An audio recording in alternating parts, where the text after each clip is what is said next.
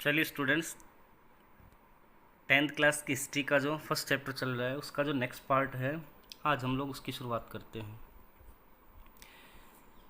आज का जो पैराग्राफ है वो मेनली फोकस किया गया है किसको? Hunger, hardship and popular revolt, यानी कि जो भुखमरी थी, कठिनाइयों का जो दौर आया वो, और उसके बाद एक लोकप्रिय विद्रोह। विद्रोह किसने किया? वो पीपल जिनको इस प्रकार की हंगर और हार्डशिप फेस करनी पड़ी, उन्होंने इस एरिस्टोक्रेसी के खिलाफ या इस मोनार्चिकल फॉर्म के खिलाफ, गवर्नमेंट के खिलाफ उन्होंने क्या किया? अपोज किया। चलिए स्टार्ट करते हैं अपने पैराग्राफ को। किस तरीके से इस हंगर और हार्डशिप की जो सिचुएशन थी वो क्रिएट हुई और बाद में एक रिवोल्ट एग्जिस्टिंग गवर्नमेंट के खिलाफ हुआ।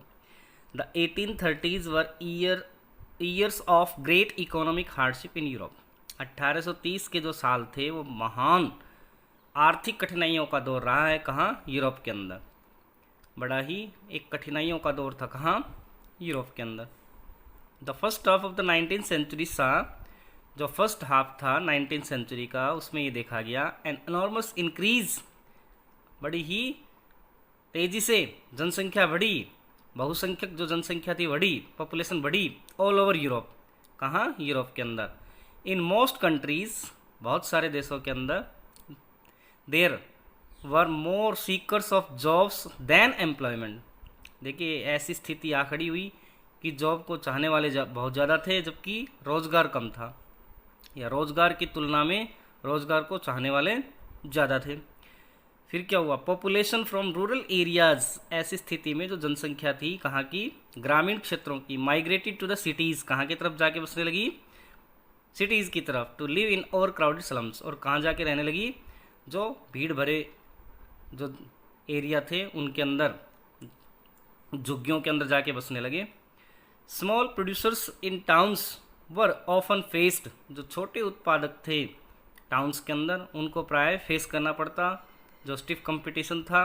किनसे? From imports of cheap machine made goods से, जो कहाँ से आ रहा था? इंग्लैंड से, यानी कि जो सस्ता मशीनों से बना हुआ जो माल था उसके साथ स्मॉल प्रोड्यूसर्स को क्या करना पड़ रहा था? एक कंपटीशन फेस करना पड़ रहा था। अब इंग्लैंड के बारे में बताएं, where industrialisation was more advance than on the continent. इस पूरे यूरोप महाद्वीप के अंदर, इंग्लैंड के अंदर सबसे पहले औद्योगिकीकरण की शुरुआत हुई थी। This was specially so in textile production. इस प्रकार का जो एक एग्जाम्पल हम लोग टेक्सटाइल प्रोडक्शन का देख सकते हैं। Which was carried out mainly in Holmes और स्मॉल वर्कशॉप्स। अधिकांश जो उत्पादन था कहाँ हो रहा था? होम्स के अंदर या छोटे छोटे कारखाने थे उनके अंदर। And was only partly mechanise, इसका थोड़ा सा हिस्सा ही क्या होता? मशीनीकृत होता, मशीनों से बनता कपड़ा।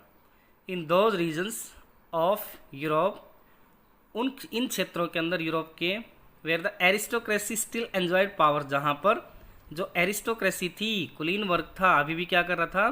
पावर्स को एंजॉय कर रहा था। Peasants struggled under the burden of feudal dues, जबकि जो सामंती कर थे उनके नीचे दबे हुए थे। कौन? जो पीजेंट्स थे।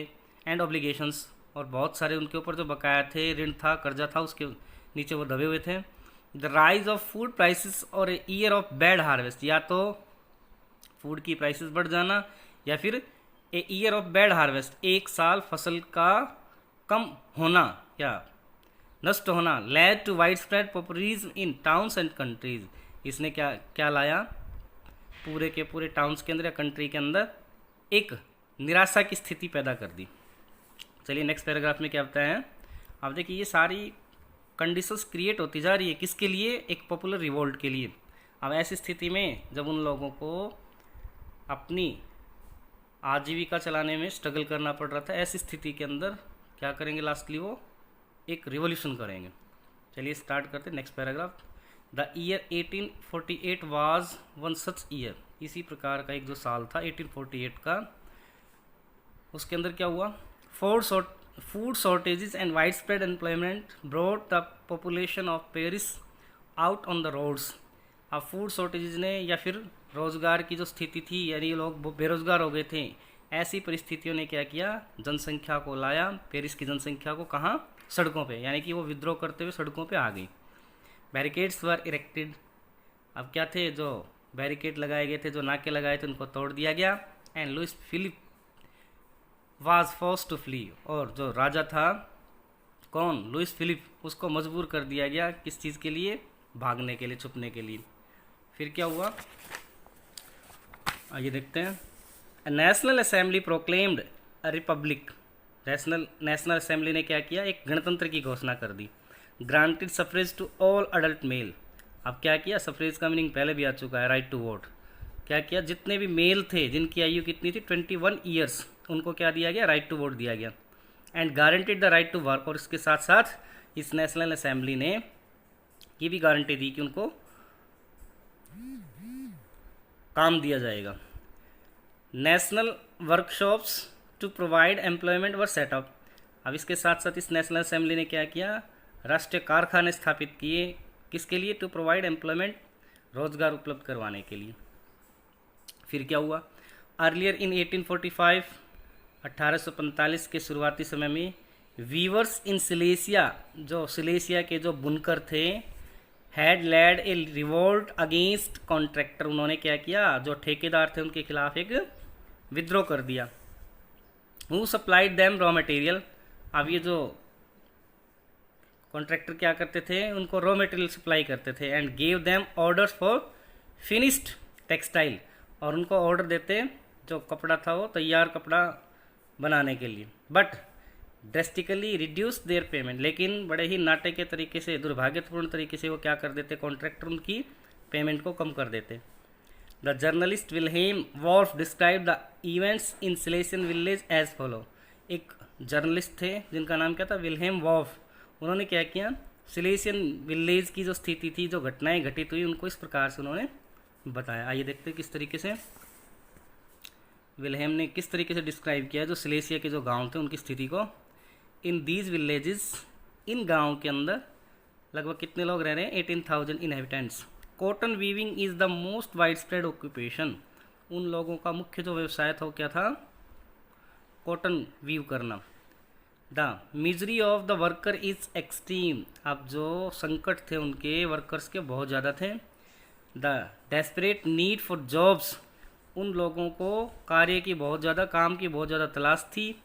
हैज़ बीन टेकन एडवांटेज, और इसका फ़ायदा उठाया किन्होंने, बाय द कॉन्ट्रैक्टर्स ने, उनको पता था कि जितने भी लोग हैं उन सबको बहुत ज़्यादा जॉब की ज़रूरत है, तो इस स्थिति का उन्होंने फ़ायदा उठाया कॉन्ट्रैक्टर ने। कैसे, to reduce the prices of goods they order, उन्होंने क्या किया, जो माल उनको ऑर्डर किया बनाने के लिए, किनको, वीवर्स को, उसकी जो कीमतें थी वो कम कर दी। अब ऐसी स्थिति के अंदर वो क्या करेंगे, देखिए जॉब कम था, अनएम्प्लॉयमेंट की सिचुएशन थी, इस वजह से उन लोगों ने मजबूरीवश कम कीमतों में कॉन्ट्रैक्टर के लिए प्रोडक्शन स्टार्ट कर दिया। फिर क्या हुआ, ऑन 4 जून एट 2 PM, 4 जून को 2 बजे के आसपास, a large crowd of viewers, एक बड़ी भीड़, किनकी, वीवर्स की, बुनकरों की, अमर्स फ्रॉम देयर होम्स, अपने घरों से निकले, एंड मार्च इन पेरिस, कहाँ की तरफ चल पड़े वो, पेरिस की तरफ, up to the mansion of their contractor, महल की तरफ पहुंच गए अपने कॉन्ट्रैक्टर के। डिमांडिंग हायर वेजेस, और उनकी मांग क्या थी वीवर्स की, कि उनको ज़्यादा मेहनताना मिले, हाई वेजेस मिले उनको। देवर ट्रीटेड विद स्कॉन, उनको धमकाया गया, एंड थ्रेट्स अल्टरनेटली, डराया गया, धमकाया गया। फॉलोइंग दिस, इसके बाद a group of them force their way into the house, एक ग्रुप जो था घुस गया अंदर महल के। स्मैश्ड इट्स एलिजेंट विंडो, जो आलीशान खिड़कियां थी उनको तोड़ डाला, पेंस को तोड़ डाला, फर्नीचर को, पोर्सिलेन को। एंड अनदर ग्रुप, जबकि एक दूसरा जो ग्रुप था उसने क्या किया, broke into the store house, उसने जो स्टोर हाउस था उसको तोड़ दिया। एंड प्लंडर्ड, और लूट लिया, किसको, it of supplies of clothes, जो क्लॉथ था उसको, विच दे टोर टू सैड, और उसके टुकड़े टुकड़े कर डाले। The contractor fled with his family, जो ठेकेदार था वो भाग गया अपने परिवार के साथ, टू ए नेबरिंग विलेज, आसपास के गांव के अंदर, विच हावेवर रिफ्यूज टू शेल्टर, लेकिन उन गांव वालों ने मना कर दिया उसको आश्रय देने से, सच ए पर्सन, इस प्रकार के एक व्यक्ति को। ही रिटर्न 24 आवर्स लेटर, फिर वो 24 घंटे बाद वापस लौटा, कौन, वो जो कॉन्ट्रैक्टर था। हैविंग रिक्विजिशन द आर्मी, अपने साथ किसको लेकर, एक सेना को लेकर, आर्मी को लेकर। In the exchange that followed 11 weavers were shot. अब इसके परिणाम स्वरूप लगभग 11 जो बुनकर थे उनके ऊपर गोलियां चला दी गई, उनको मार दिया गया। इस तरीके से एक रिवोल्ट हुआ यूरोप के अंदर। चलिए नेक्स्ट पैराग्राफ में क्या बताया है, 1848 द रिवोल्यूशन ऑफ लिबरल्स। अब यहाँ रिवोल्यूशन कौन करेंगे, जो लिबरल लोग थे वो। आइए जानते हैं इनके बारे में भी कि किस तरीके से यूरोप के अंदर जो लिबरल लोग थे उन्होंने भी रिवोल्यूशन किया। किसके खिलाफ, जो एग्जिस्टिंग मोनार्चिकल फॉर्म थी या गवर्नमेंट थी उसके खिलाफ। Parallel to the revolts of poor unemployed and starving peasants. देखिए समान अंतर पर विद्रोह के, कौन सा विद्रोह किन किन्होंने कर रखा था, पुअर लोगों ने, बेरोजगार लोगों ने, और जो भूख से मर रहे थे किसान उन्होंने, एंड वर्कर्स और workers in many European countries in the year 1848। 1848 में यूरोप के अधिकांश देशों में इन लोगों ने जो रिवोल्ट कर रखा था। अ रिवोल्यूशन, इसी के पैरेलल एक और revolution led by the educated middle classes. उस रिवोल्यूशन को लीड कौन कर रहा था, जो शिक्षित मध्य वर्ग था वो, was underway. Events of February 1848, जो घटनाएं थी फरवरी 1848 की in France, had brought about the abdication of the monarch. इसने क्या किया, राजा को गद्दी से हटाने में अपनी भूमिका निभाई। And republic based on universal male suffrage had been proclaimed. और उसके बाद क्या किया, राजा को गद्दी से हटाने के बाद एक रिपब्लिक घोषित कर दिया गया, एक गणतंत्र घोषित कर दिया गया, जिसमें जितने भी मेल थे उनको वोट डालने का अधिकार दिया गया। मोनार्चिकल फॉर्म को वहाँ क्या कर दिया गया, हटा दिया गया, एब्डिकेट कर दिया गया, जबकि वहाँ एक रिपब्लिक बेस्ड गवर्नमेंट वहाँ एस्टेब्लिश की। In other parts of Europe, Europe के अन्य हिस्सों के अंदर, where independent nation states did not yet exist. अन्य हिस्से जहाँ पर अभी तक जो स्वतंत्र राष्ट्र राज्य थे उनकी स्थापना नहीं हुई थी, सच है जर्मनी, जैसे कि एग्जाम्पल दिए कहाँ कहाँ, जर्मनी के अंदर, इटली के अंदर, पोलैंड के अंदर, या Austro Hungarian empire. Man and women, यहाँ पर क्या कह रहा है, पुरुष और जो स्त्रियाँ थी of the liberal middle classes, कहाँ की, जो उदारवादी मध्य वर्ग से बिलोंग करती थी। कंबाइंड देयर डिमांड्स, उन्होंने मिलकर क्या किया, अपनी मांग रखी for constitutionalism with national unification, की एक कॉन्स्टिट्यूशन एस्टेब्लिश किया जाए और साथ साथ देश की जो एकता है, अखंडता, उसको मेंटेन किया जाए। They took advantage of the growing popular unrest. अब इन लोगों ने, लिबरल मिडिल क्लासेस ने क्या किया, एडवांटेज उठाया किसका, ये जो पॉपुलर अनरेस्ट था, जो लोकप्रिय जो गुस्सा था, नाराजगी थी, किसके खिलाफ, मोनार्चिकल फॉर्म के खिलाफ। To push their demands for the creation of a nation state, और उन्होंने अपनी जो मांग थी नेशन स्टेट की उसको आगे बढ़ाया। किस पे बेस्ड थी, जो ऑन पार्लियामेंट्री प्रिंसिपल, जो किसके ऊपर आधारित थी, जो संसदीय सिद्धांतों पर आधारित, जिसमें क्या हो, एक कॉन्स्टिट्यूशन हो, freedom of the press and freedom of association, संगठन बनाने की आज़ादी हो, साथ साथ प्रेस की आज़ादी हो, फिर लोगों को अपने व्यूज़ एक्सप्रेस करने की आज़ादी हो। इस प्रकार की एक कॉन्स्टिट्यूशनल जो पार्लियामेंट्री फॉर्म थी वो एस्टेब्लिश करने का इन्होंने प्रयास किया। किन्होंने, जो लिबरल नेशनलिस्ट थे इन्होंने। फिर क्या हुआ, आगे देखिए।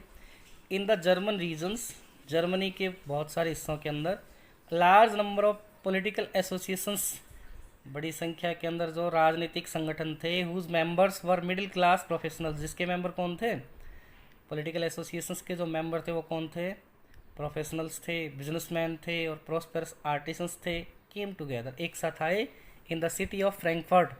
एक क्वेश्चन आता है बोर्ड के एग्जाम के अंदर, write a short note on the Frankfurt parliament. चलिए उसका आंसर यहाँ से स्टार्ट हो रहा है। In the German regions a large number of political associations whose members were middle class professionals, businessman and prosperous artisans came together. ये सारे इकट्ठे होके आए कहाँ, in the city of Frankfurt, एक शहर के अंदर, फ्रैंकफर्ट के अंदर, and decided to vote for an all German nation assembly, national assembly. और इन सब ने मिलकर एक मांग रखी कि वोट किया जाए किसके लिए, ऑल जर्मन नेशनल असेंबली के लिए, एक असेंबली गठित की जाए। और 18 मई 1848, 18 मई 1848 को 831 इलेक्टेड रिप्रेजेंटेटिव्स 831 जो चुने हुए प्रतिनिधि थे मार्च इन ए फेस्टिव प्रोसेसन, उन्होंने एक जुलूस वाले भीड़ के अंदर मार्च किया। To take their places in the Frankfurt, और फ्रैंकफर्ट के अंदर अपना स्थान लिया पार्लियामेंट के अंदर। Convened in the church of saint Paul, जो कहाँ बुलाई गई थी, सेंट पॉल चर्च के अंदर। दे ड्राफ्टेड ए कॉन्स्टिट्यूशन, अब इन लोगों ने क्या किया, एक ड्राफ्ट तैयार किया कॉन्स्टिट्यूशन का, फॉर ए जर्मन नेशन, किसके लिए, जर्मनी के राष्ट्र के लिए। To be headed by monarch, जिसका हेड किसको अपॉइंट किया गया, मोनार्क को। सब्जेक्ट टू पार्लियामेंट, जो किसके अधीन काम करेगा, पार्लियामेंट के अधीन। ठीक है, वहाँ एक मोनार्चिकल हेड जरूर एस्टेब्लिश किया गया, लेकिन वो किसके अंडर होगा, पार्लियामेंट के अंडर। फिर क्या हुआ, व्हेन द डेपुटीज ऑफर, जो प्रतिनिधि थे उन्होंने जो ऑफर किया, द क्राउन, ये जो ताज था यानी कि मोनार्च जो था उसको ऑफर दिया,